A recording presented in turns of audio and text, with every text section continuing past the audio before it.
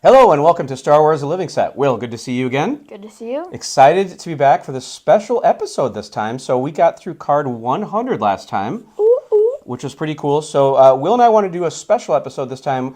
We're going to talk a little bit about the cards, but we're going to talk about other things you can do with the Star Wars Living Set. Indeed. Which I'm pretty excited about. So a brief history real quick about Star Wars: The Living Set. If you're here, you probably know something about it already. If you want to watch our first episode, we really deep dive into about it. But today we're just going to give you a quick brief introduction before we start talking about the other things that are available. So this set was actually introduced in 2019 from Topps.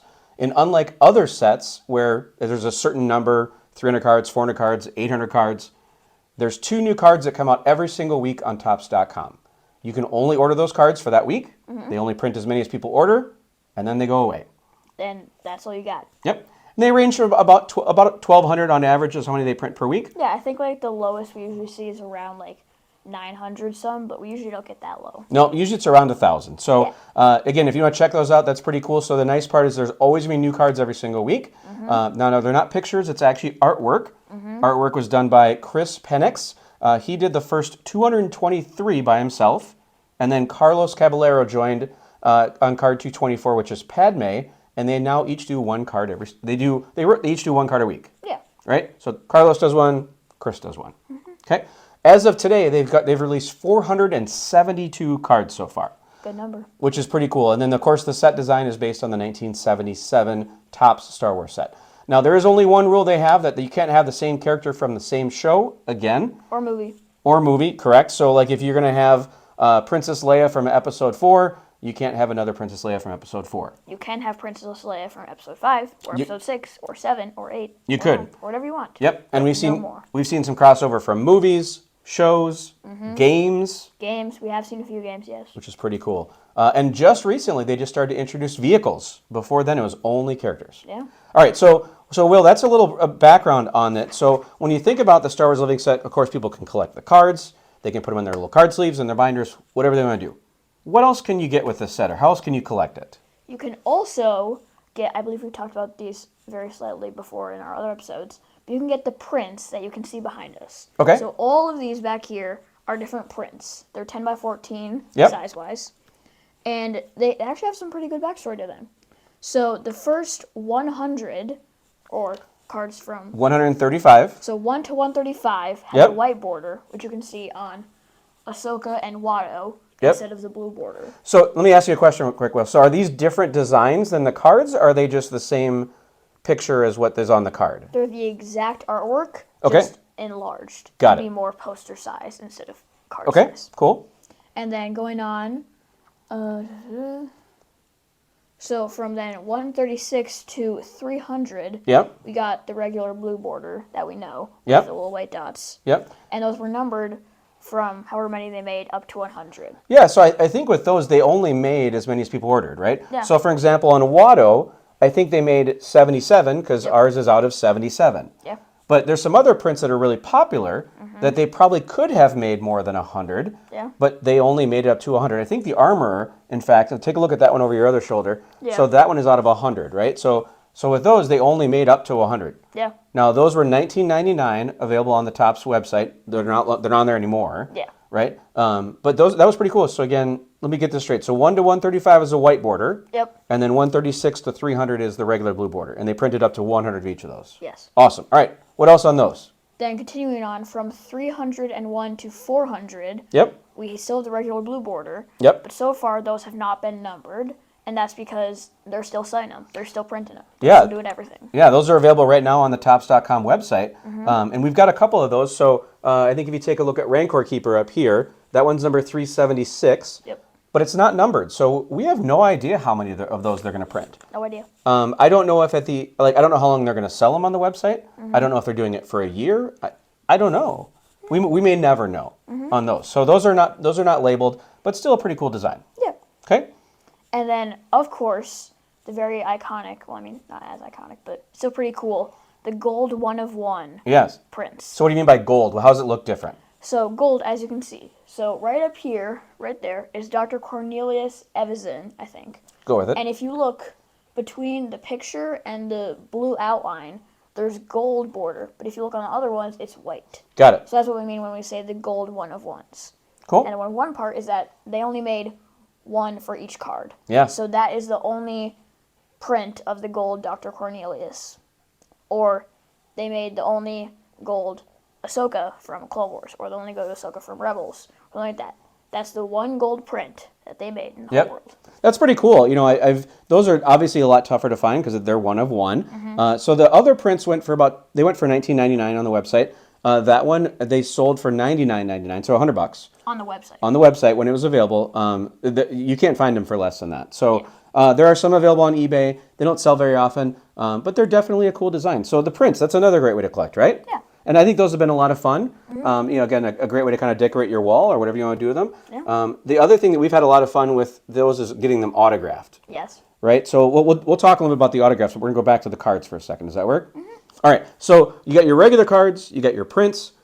There's some other special cards that have been made. So Chris Penix, again, who does the artwork for over half of the cards, right? Obviously does a lot of them. He has actually introduced his own like autographed special edition cards that he does. So he takes a regular card, and we'll put a picture of one of these right up here for you. And he's done what's called the Red Series, where he takes a regular card, he signs it in a red pen, and he labels it out of 5. Yeah. So, like for example, we have a Mace Windu 3 out of 5. I think is what it is. Yeah. 3 out of 5. Right, and then he's been selling those on eBay, so you can get those each week, which is pretty darn cool. Yeah. So we'll put a picture of those up there. He also did what was called the Gold Series. Looks exactly the same card, but he just signs that one in gold. It's got a different label on it, and those are one of one. Those I have not seen a ton of out there, but definitely pretty cool. Yeah. And again, Chris is signing his name. He's not signing the character's name. Yeah. The last one that Chris did, and actually I had never seen one of these, was he did a black and white set. And we're going to put a picture of that one up here as well for you, where it's 2 cards side by side. Again, one of one. And they're usually 2 cards that kind of go together. Yeah. Which I thought was a pretty cool way to look at that one. Yeah. Again, those are only one of ones that are out there as well. I think they only made like 7 of them or something. It was a really low number of how many they made. Yeah, I'm not sure how many of those Chris made, but again, those are pretty cool. And again, another way to interact with the set if you'd like as well. Yeah. All right, so the last thing we're going to talk about is autographs, right? So one of the things that we've really enjoyed doing is going to different Comic-Cons or different events, and you can bring just a regular card that you bought on Topps, and then you can have it signed. So we've had the opportunity to have, I think, 6 or 7 of them so far that have been signed, which is pretty cool, which is, again, a fun way to kind of collect. So we've had those signed. We've also gotten some of the prints signed. I think we have 5 prints signed, I believe. Yep, I think that's what we're up to now, which is another great way to do it, which is, again, fun. So have you enjoyed getting the autographs of people as well? I think it's been super fun. Even if we didn't get the autographs, if we just met the people, it's still just so fun because they're all just so nice. They're so open. They're just amazing people. Yeah. But yeah, I've loved getting them. It's Yeah, awesome. so that's been a lot of fun. In fact, there's a guy on Instagram, and I forget his name as far as handle is on there. You can definitely look him up. He's actually had a ton of luck about getting a bunch of these signed. I have no idea how many he has, but he'll mail them off to people to get them signed. He'll go to different conventions. He uses different people. Again, just a great way to look at it. And when you think about getting them signed, so like one of our favorite ones we got signed was actually of Mother Talzin. Yeah. Now, of course, she's a cartoon character, Yeah. but the voice of Mother Talzin, which was great. And that was a lot of fun to meet her. And then we, of course, have other ones where it's actually the actors who play them that have signed them as well. Yeah. So the last thing around the autographs is that you can also go through PSA and get them graded or get them authenticated. Yeah. So the nice part is if you want to get them graded, we talk about that every single episode. We talk about how you can get those, to complete your set. You can also just take a card that you got signed at, let's say, a show, send it in, and they'll just authenticate it, put it in a hard plastic case, and I think that's like $20 to do that. Yeah. It's actually depending on the character, which is pretty cool. Yeah. Good. Anything else on the cards that you want to talk about this time? I don't think so. Okay. I just love how they just kept going at it nonstop since, I don't know what day exactly, but since 2019, they've been nonstop doing this. Chris Penix and, of course, Carlos have been doing such a good job. They're working very hard. It's just astounding to me. They've been doing that 365 days a year for like 4 years now. Yeah. It's just wild to me. Yep, which is awesome, and I hope they keep doing it for a long time, which is great. Yeah. All right, so since this is our special episode after card number 100, we're going to do a quick top 3 cards that we each picked. So what is your again? And what's this based on? For me, it's based on a little bit of the character, but also artwork wise. So we'll mix of both. Yeah, same here. I'm going to there's definitely a character part of it. There's definitely the artwork part of it. And I just kind of went random on it. All right, so what is your top three? Like, what is your top three cards? So my top three from 1 to 100, because Yep. I'm only doing those for right now. In first place, we have K2SO. That was a surprise to me. That was a Really? surprise. Yeah, I know you like the character, but again, there's a lot of great cards in 100. So okay, K2SO. Mainly because I just love the character, but Okay. also artwork is amazing. My second one is I actually recently found out that we had this one signed. I didn't know that before. Yep. But Kit Fisto. Yep. I love the artwork, like the picture that Chris chose to paint.